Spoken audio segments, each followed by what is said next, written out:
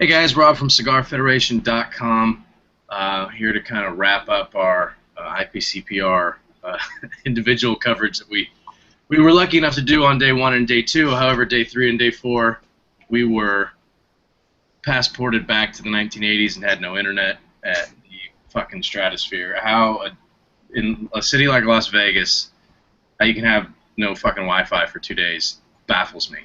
Retarded. Or a clean bed to sleep in. Or a clean bed. John, did we even tell you when that same day when we came back? It was like 7 o'clock, 7:30 at night, and they hadn't done room service, not room service, but housekeeping hadn't come to one of the rooms, Logan and Jared's room. And we get there at 7:30. They show up to come do housekeeping. It's 7:30 at night, and they're coming to do housekeeping. And so we left. Dustin and I left because we were in a different room in a different tower. And so we get to our room. And it looks like they went there. They didn't clean the bathroom. They made my bed, but not Dustin's. I've never seen any shit like that before. I mean, it's bad enough for a regular hotel to pull that shit, but, I mean, Las Vegas, and I've only been a couple times, but my experience in Las Vegas is everybody in Las Vegas in the service industry will do whatever it takes to fulfill your request and make you happy. So, like, it doesn't matter how, in fact, I saw a guy, as I was leaving at a restaurant, he ordered off the menu a salad, completely disregarded the ingredients of the salad, made his own salad, and they completely bent over backwards to make this $8 salad for him. I mean, who gives a shit about your salad, dude? But, like, that's Vegas. They will do anything to make you happy, and we weren't even getting, like, the minimum level of service you would expect at a hotel. Yeah. So I know next year the show is in New Orleans, but when it comes back to Vegas, we're not fucking with the stratosphere. And the funny thing is, they sent me a survey in my email. Oh, shit. It's about to get loud. But anyway, be that as it may, we all survived. We all made it home. Although my flight landing, I hate the landing part. I don't mind flying, and I'll take off, whatever. It doesn't matter. But landing, I always, I kind of sit up straight, and in my head, do a good job, do a good job, do a good job. You know? I don't like it. And we land, like, we're coming down to land, and it was like that. Like, we landed so goddamn hard. And the lady behind me screamed, lady in front of me screamed.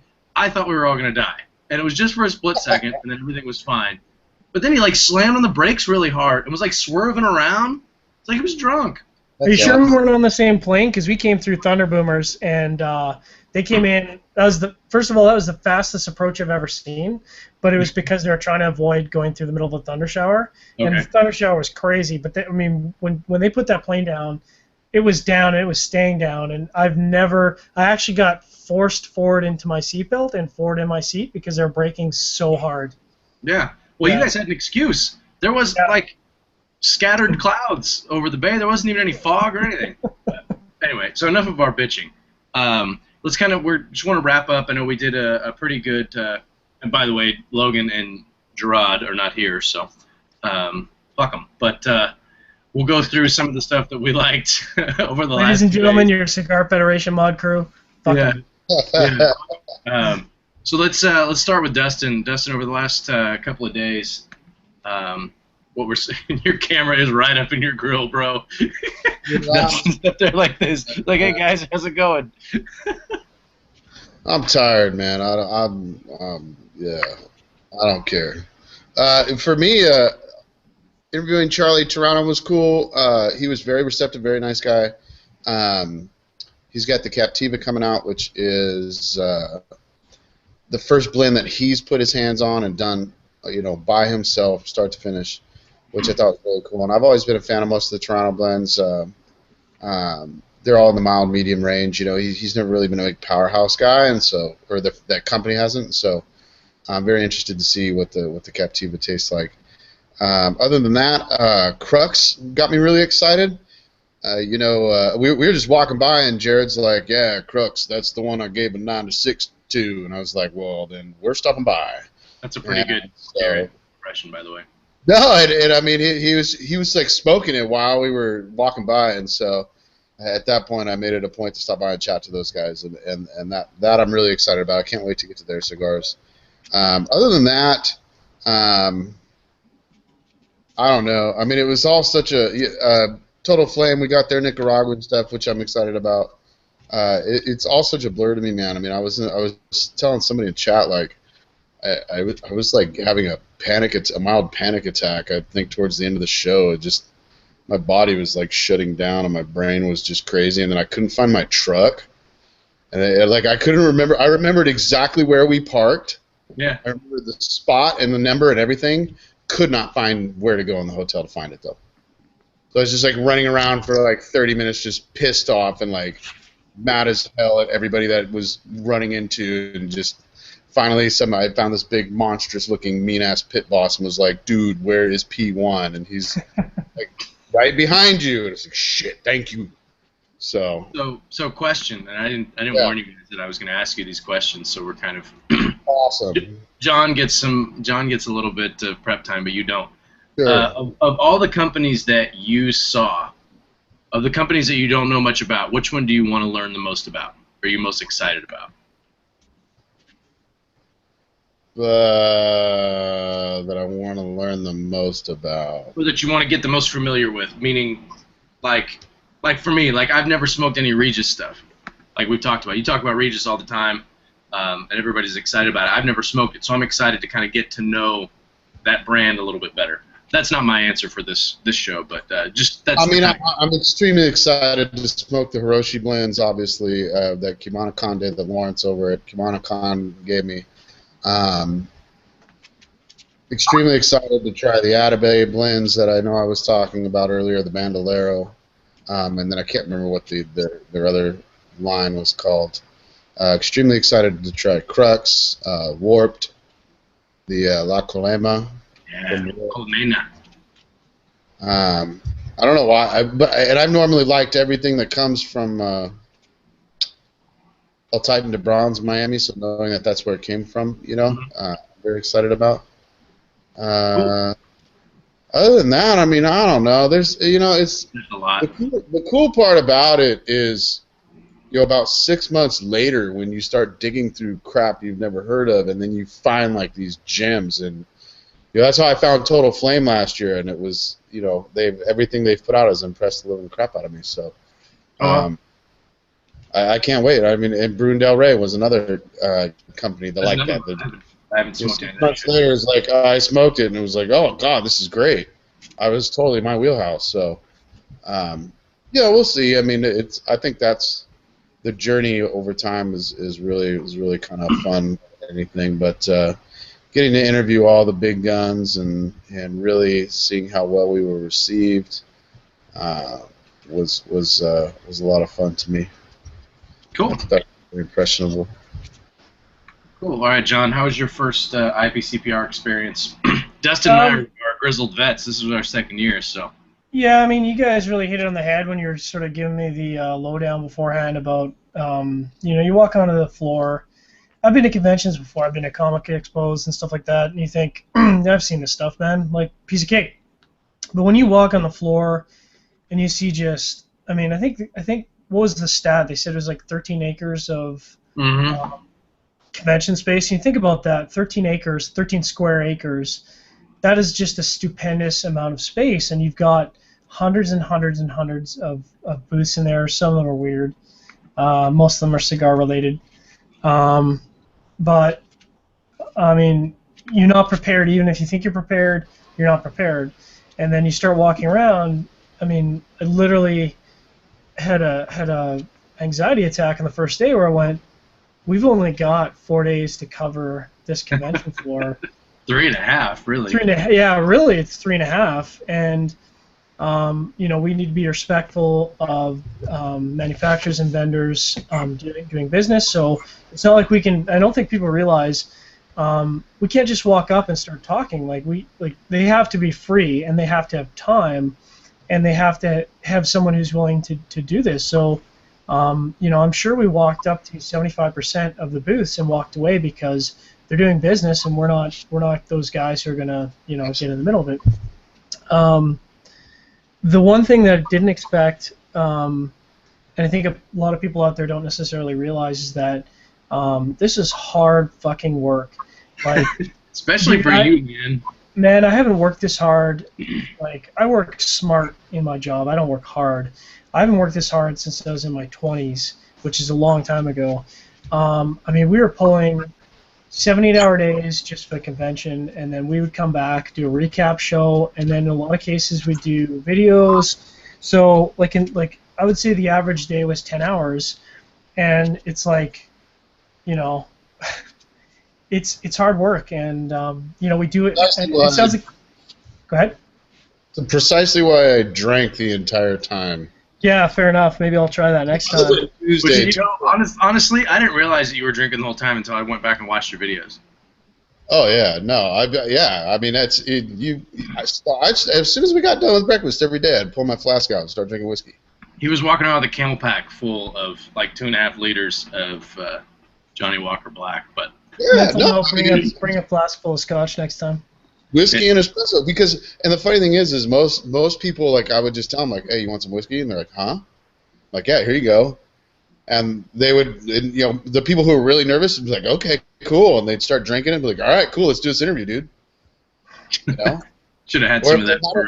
Well, they had it there, they'd offer it, and then I'd take it, you know, obviously. Yeah, some of the booths had it. We should have given some to Joey Bravo over at J Fuego. He was really nervous when we did the interview. And then we're in the middle of the interview. We're standing behind this bar, and that's where they're keeping all their samples. And shit kept falling on his feet during the interview. That's funny. And he was doing his best just to keep his straight face. But anyway, John, keep going. Continue. Yeah, so I mean, it sounds like it's a huge bitch fest on my part, but I can't express, and it's going to take weeks for me to fully comprehend the experience, to fully grasp the conversations we had. Like, we had people asking us, you know, what was the coolest interview? What was this? What was that? Dude, like, it's a blur. Like we were knocking out 30 interviews, 40 interviews a day, and I'm literally gonna have to go back and watch the videos as a refresher on what I heard, because, like, yeah. So it sounds like a huge bitch fest, but honestly, we wouldn't be doing it if we didn't love it. We wouldn't be doing it if it wasn't amazing and rewarding and cool. For me, I think the highlights, you guys have kind of stolen the best highlights, like Fratello and Warped, Terrazona, like Villiger, like all of those were great, cool, amazing standouts. So if you take those out, just to further my rep that I get as a Drew Estate fanboy, their setup was frigging, like, it was a bridge. They set up a bridge, for those who don't know. They set up a full, like, a quarter-sized bridge in the event, and their booth was just full of stuff that Jesse and his team at Subculture set up. And literally, you'd walk in the booth. Hey? What bridge was it? Clear the air. What bridge was it? So we're going to have to clarify, because I thought it was the Brooklyn Bridge, because JD is from Brooklyn, but I've heard it reported as a Manhattan Bridge. So those, I think we found out that they're similar bridges, but they're different. So we need to clarify. Like, I honestly, at this point, I don't know if it's the Brooklyn Bridge or the Manhattan Bridge. But I mean, you walk into their booth and it was like sensory overload between the killer tunes that were pumping, all of the stuff that Jesse and his crew had said. Like, literally, people don't know, there's like 200 hand-painted Stinkies, with every single one with a unique hand-painted image. They had just gobs of cigars, obviously. It was off the hook. They had an upstairs, which, who has an upstairs? It had an office. Like, at a booth, yeah, or at like a freaking trade show. But yeah, I mean, there was every place that there could have been a detail, there was. Yeah. Yeah, it was insane. And then I think we managed to pop out on the last day, Oliva Cigar Company. A lot of people might know this by this point. I'm a huge fan of Oliva products in general. I've been following them for a while. I collect Oliva. I kind of wanted to see what they had coming out. So we got to talk to Joshua Bentley there. Super nice guy. They were crazy busy like everybody else. We were lucky to get in when we did. What's interesting for me is they're coming out with a nub infused line, which is going to be, the Nub Cafe, which is going to be really interesting, because when you think about infused products, you think Drew Estate. I mean, there's other infused companies out there, but Drew Estate has really got this sort of juggernaut of infused. Oliva being a big company, and it's going to be interesting how they develop that nub line, and hopefully we'll have some group reviews coming up in the future on those and see what they're like. Cool. Yeah, they had the new Padilla as well. And I want to say it was a Padilla Cava. I think it was called the Cava. But again, we saw so much stuff I could be mixing and matching what they were.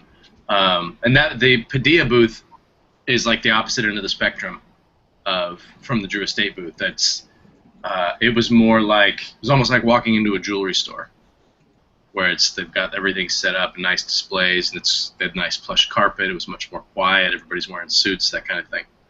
So it was a very different atmosphere. John, I'll ask you the same question I asked Dustin. Of all the companies that you were introduced to for the first time, which one are you most excited about? I mean, we kind of had this. People don't know we kind of had this deconstruct every night where we went back to the Stratosphere, had a beer, kind of tried to process the day. It's hard to pick a favorite, but I think for me, Warped stands out. Converting everybody. Yeah, but I think what it is like you think about like Drew Estate, how they came into the industry and they sort of pioneered and came into an industry that was very I don't want to say uptight, but traditional, very traditional, and did things that were very untraditional. And it seems like Drew Estate has sort of passed that torch along to other companies like Nomad or any of the many companies under Ezra, because there's a lot of boutique companies. There's a lot of boutique companies out there for Tello, and I kind of look at those as almost like a second wave boutique companies, and those guys are doing really well. They've sort of got really great established brands, and now you've got Warped Cigar Company, who seems to be almost a third wave boutique where they're coming out with this really cool idea of what they want for a brand. They seem to be following it through with. I think it'll be really interesting. I think after the fact, but I suspect that their cigar. I can't remember the name of it because it's all. La Colmena. What is it again? La Colmena is the comb, and El Oso is the bear. Right. And the other one is Flor de Valle. I think that the La Colmena is going to probably make. I'm going to throw it out there. Surgeon's prediction for the year: it's going to make multiple top 10 lists when you do a 2014 best of list. That cigar is going to make a top 10 list for many, many people. So for me, it's cool that they came in with this really interesting brand. They came out with they've got porcelain humidor jars, which we kind of talked about is really in the Cuban market. They've got this cool image, cool brand, cool color scheme, but they're following it up with really great cigar products. And I didn't see anything in their booth that doesn't lead me to believe that they're going to be enormous. Yeah, and just getting to know Kyle a little bit. Getting to know how can you get to know someone in 15 minutes, but we went back a few times, and the last time we spoke with him, he says, hey, have you been to see so-and-so? Have you been to see so-and-so? No, we don't know anybody over there. Oh, well, let me take you over there and introduce you to these guys, because I know these guys. And he walked us all the way to the other side. It wasn't like they were right next to him. It was all the way to the other side of the trade show to bring us over and introduce us to people. So really cool dude. He used to do paintball. He started his first company when he was 14, making paintball gear at 14. I don't know. Anyway, I'm impressed by the guy. That's to say the least. So I agree. So I guess it's safe to say, Rob, that Warp probably stands out for you as the number one. Oh yeah. I mean, that was the number one cigar that I smoked. Granted, while we were there, I didn't smoke a ton of the new shit because you get one or two samples, and if you're smoking them at the time, even the La Colmena, I didn't want to smoke it then, but I was doing the interview and he wanted me to smoke it with him, so I did. And I went back and I was lucky enough to get one more sample. I think I got his last one, just so I could review it. But yeah, the things that stand out for me from the last 2 days, though, that we didn't get a chance to talk about in others, and I'll keep this brief, but because our Wi-Fi sucked. So just so people know, the reason we did that recap show is because we had no Wi-Fi. So we're sitting up at 2 in the morning, getting drunk because we're so frustrated, doing videos that we can't put on the internet because we've got no Wi-Fi. Seriously, dude, how do you not have Wi-Fi? Yeah, and they had to go into our neighbor's room to be able to fix it or some bullshit. Like, talk about not knowing what the fuck you're doing. Anyway, a couple of things that stood out for me for the last few days. A few of the interviews we got to do. Villiger Cigars, John, you alluded to them briefly. They're kind of going through a major transition. I mean, when you look through, look on Cigar Federation, I don't think you'll find any Villiger reviews. You might find one or two, but not a lot. Not a Level. Yeah, a few of them. I had never really smoked much of their stuff. Their reputation is a little bit, old school, European kind of old school, and they brought Fabian in to be their marketing manager, and he's bringing them into a direction that's a little bit more boutique style with the four new cigars that they released. So definitely, just to see that transition taking place. And to have them reach out to us in advance and say, hey, I want you guys to come in and cover, what we're doing was pretty cool, and they were really cool to us as well when we got there. His packaging is off the hook. Like, he showed us some stuff, and we'll have some video coverage. But I mean, it was like it seemed obvious when he showed it to us, but it's like it's an evolution of the brand and the product. He's like, well, let's take it to the next level. Here's some stuff that know what he's doing that we're doing now. Yeah, and their price points on these cigars, they're in that $6 to $8, $9 price point, which you don't find a lot of stuff nowadays. My favorite interview, this was hands down my favorite interview of the whole time, of the ones that I've seen, if I was a part of it or if I wasn't, was with Andre Farkas from Viaje. We happened to we were going down. More than Foundry. What's that? Even more than Foundry? Yeah, this was more fun for me because he was so excited. I mean, although Michael Genie is excited too. That guy's a trip. But we had no relationship with Andre in advance. I think he and I are Facebook friends, but that means nothing. And we walked up, and he was just kind of hanging out. So we approached, and he was real welcoming, really young. Like I mean, you see pictures or whatever, but you just didn't anticipate him to be so young. But it was a really cool interview. It was a lot of fun. We did a lot of B-roll and just random stream of consciousness type stuff. But we do need to give a shout out to Andre because he gave us a really cool idea. So all credit where credit is due. He suggested we should be rolling for B-roll.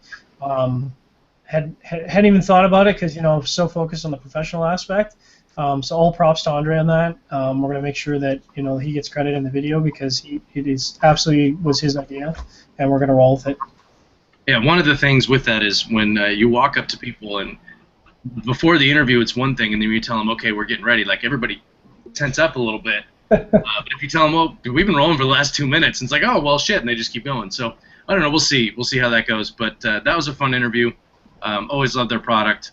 The cool stuff that they're doing with black lights on the bands and things like that, and the what's the other one where he's working with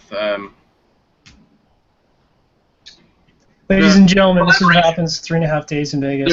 The collaboration series that they're doing with I think it's with Casa Fernandez, right? I think that's what it is. Anyway, go back and watch the video and tell me. It's just my mind is puddle. The companies that I'm most excited about, I'm not going to keep talking about Warped, but De Crossier is with Santana. I like his energy a lot. I like him as a person. I haven't smoked too much of their stuff. Cigars smelled great. Yeah, I've only smoked the Gold Blend, the 10-year Gold Blend, which I think is their newest release, or one of their newest releases. He gave us a few samples. We're going to get him on the show soon too, as well. But I would say he's in the top 5 of cigars I'm looking forward to reviewing. Just has a really cool vibe about what they're doing. He reminds me a bit of Enrique, and the way he carries himself, and even the style and look of the brand.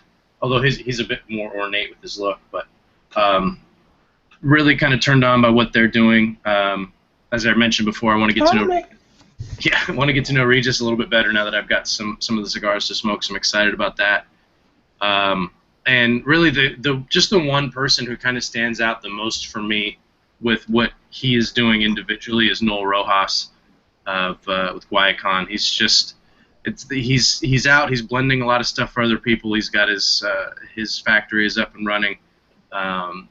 they're growing their own tobacco and they're doing a little bit of everything, and it seems like everywhere I was going, I was hearing his name. So he's one of those guys that within the next few years, you might not know his name now, but within the next few years, you're gonna know who he is. Exactly. Good guy. What's that? He's a good guy too. Yeah, really cool, super down to earth guy, blending a lot of cool shit. And the last thing, the next release from Cabal, that Lancero or whatever the size that was called, I don't think it's a full Lancero, but that is tits. Yeah. We can say that, right? That was probably the second best cigar I smoked while I was there. And that happened to be the first thing that I smoked on the first day of the show. Because he gave it to us, I smoked it on a fresh pallet. Yeah, that was a killer cigar. But anyway, guys, we appreciate all the support. You know, you guys are checking out all the videos and pumping around social media, so we really do appreciate that. That's it. Yeah, I gotta go. Yeah, it's cool. I'm gonna leave like in 10 minutes. Yeah, Dustin's gonna go. All right, guys. Quickly, thanks to everyone for your support. Make sure to subscribe and like our YouTube videos. We really appreciate the support. Yeah, we've got somebody who downvotes all of our YouTube shit, so counteract that and upvote them. All right, guys. CigarFederation.com. Thanks. Come on, man. Come on, man.